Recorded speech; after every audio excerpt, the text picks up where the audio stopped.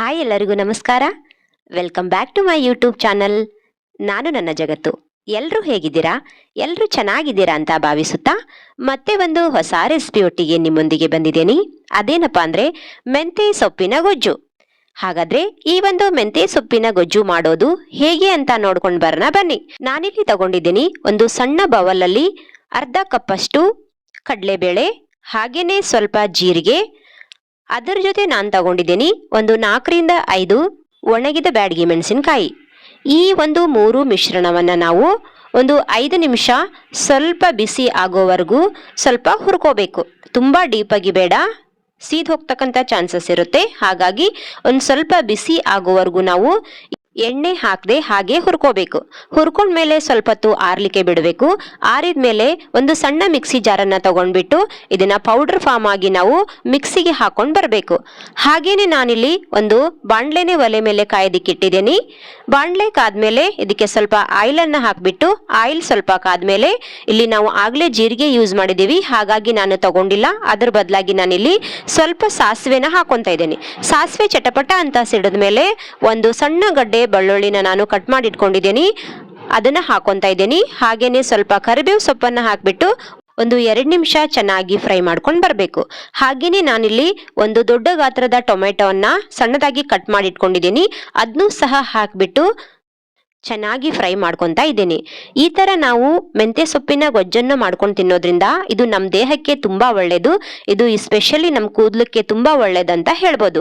ಈ ಒಂದು ಮೆಂತ್ಯ ಸೊಪ್ಪಿನ ಗೊಜ್ಜು ಮಾಡಲಿಕ್ಕೆ ಮೆಂತ್ಯ ಸೊಪ್ಪಿಲ್ಲ ಅಂದರೆ ಹೇಗೆ? ಹಾಗಾಗಿ ನಾನಿಲ್ಲಿ ಒಂದು 2 ಕಟ್ಟಷ್ಟು ಮೆಂತ್ಯ ಸೊಪ್ಪನ್ನು ಸಣ್ಣದಾಗಿ ಕಟ್ ಮಾಡಿಬಿಟ್ಟು ನೀರಿಂದ ಚೆನ್ನಾಗಿ ವಾಶ್ ಮಾಡಿ ಇಟ್ಕೊಂಡಿದ್ದೀನಿ. ಇವಾಗ ಇದ್ರ ಜೊತೆಗೆ ನಾನು ಆ ಕಟ್ ಮಾಡಿ ಇಟ್ಕೊಂಡಿರ್ತಕ್ಕಂತಹ ಮೆಂತ್ಯ ಸೊಪ್ಪನ್ನು ಕೂಡ ಸೇರಿಸ್ಕೊಂತಾ ಇದ್ದೀನಿ. ಮೆಂತ್ಯ ಸೊಪ್ಪನ್ನ ಸೇರಿಸ್ಕೊಂಡ್ಮೇಲೆ ಒಂದು 2 ನಿಮಿಷ ಇದನ್ನ ಚೆನ್ನಾಗಿ ಸ್ಪೂನಿಂದ ತಿರುಗಿ ಹಾಕೊಂಡ್ಬಿಟ್ಟು ಚೆನ್ನಾಗಿ ಫ್ರೈ ಮಾಡ್ಕೊಂಡು ಬರಬೇಕು. ನೋಡಿ ಸ್ನೇಹಿತರೆ, ಈ ತರ ನಾವು ಮೆಂತ್ಯ ಸೊಪ್ಪಿನ ಗೊಜ್ಜನ್ನ ಬಿಸಿ ಬಿಸಿ ಅನ್ನದ ಜೊತೆ ಆಗಿರ್ಬೋದು, ಜೋಳದ ರೊಟ್ಟಿ ಜೊತೆ ಆಗಿರ್ಬೋದು, ಚಪಾತಿ ಹಾಗೂ ಅಕ್ಕಿ ರೊಟ್ಟಿ ಜೊತೆಗೆ ಹಚ್ಕೊಂಡು ತಿನ್ಬೋದು. ನಾನು 2 ಕಟ್ಟಷ್ಟು ಮೆಂತ್ಯ ಸೊಪ್ಪನ್ನ ಹಾಕಿದ್ದೆ, ಅದು ಎಣ್ಣೆಯಲ್ಲಿ ಫ್ರೈ ಆಗಿಬಿಟ್ಟು ನಮಗೆ ಇಷ್ಟು ಪ್ರಮಾಣದಲ್ಲಿ ಬಂತು. ಇವಾಗ ಇದು ಚೆನ್ನಾಗಿ ಫ್ರೈ ಆದ್ಮೇಲೆ ನಾನು ಇದಕ್ಕೆ ರುಚಿಗೆ ತಕ್ಕಷ್ಟು ಉಪ್ಪು ಮತ್ತೆ ಸ್ವಲ್ಪ ಅರಿಶಿಣ ಪೌಡರನ್ನು ಕೂಡ ಹಾಕಿಬಿಟ್ಟು ಇನ್ನೂ 1 ನಿಮಿಷ ಇದನ್ನ ಚೆನ್ನಾಗಿ ಫ್ರೈ ಮಾಡ್ಕೊಂಡು ಬರ್ತಾ ಇದ್ದೀನಿ.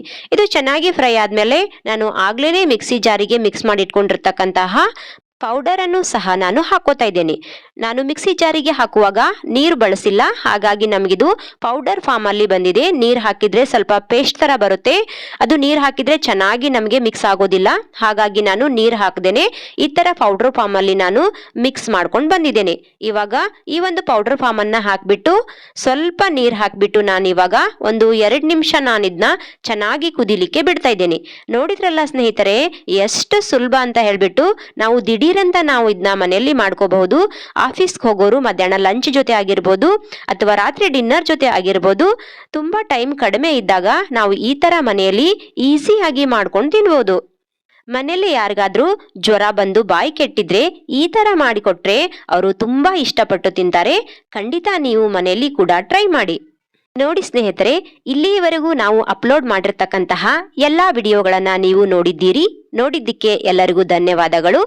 ಇದೇ ರೀತಿ ನಮ್ಮ ವಿಡಿಯೋಗಳನ್ನ ನಿಮ್ಮ ಫ್ಯಾಮಿಲಿಗೂ ಫ್ರೆಂಡ್ಸ್ಗೂ ಶೇರ್ ಮಾಡಿ. ದಯವಿಟ್ಟು ಲೈಕ್ ಮಾಡಿ, ಸಬ್ಸ್ಕ್ರೈಬ್ ಮಾಡಿ, ಹಾಗೇನೆ ಪಕ್ಕದಲ್ಲಿರ್ತಕ್ಕಂತಹ ಬೆಲ್ ಐಕನ್ ಬಟನ್ ಅನ್ನ ಪ್ರೆಸ್ ಮಾಡಿ. ಹಾಗೇನೆ ನೀವು ಈ ರೀತಿ ಮೆಂತ್ಯ ಸೊಪ್ಪಿನ ಗೊಜ್ಜನ್ನ ಮನೆಯಲ್ಲಿ ಟ್ರೈ ಮಾಡ್ಬೇಕಂದ್ರೆ ಈ ವಿಡಿಯೋನ ಸ್ಕಿಪ್ ಮಾಡದೆ ಪೂರ್ತಿಯಾಗಿ ನೋಡಿ. ಇವಾಗ ಮೆಂತ್ಯ ಸೊಪ್ಪಿನ ಗೊಜ್ಜು ರೆಡಿ ಆಯ್ತು. ನಾನಿವಾಗ ಇದನ್ನ ಒಂದು ಪ್ಲೇಟಿಗೆ ಸರ್ವ್ ಮಾಡ್ತಾ ಇದ್ದೀನಿ. ನೋಡಿದ್ರಲ್ಲ ಸ್ನೇಹಿತರೆ, ಎಷ್ಟು ಕಡಿಮೆ ಸಮಯದಲ್ಲಿ ಮಾಡಬಹುದು ಅಂತ. ನೀವು ಕೂಡ ಮನೆಯಲ್ಲಿ ಟ್ರೈ ಮಾಡಿ, ಮಾಡಿದ ಮೇಲೆ ಹೇಗಿತ್ತು ಅಂತ ನನಗೆ ಕಮೆಂಟ್ ಮೂಲಕ ತಿಳಿಸಿ.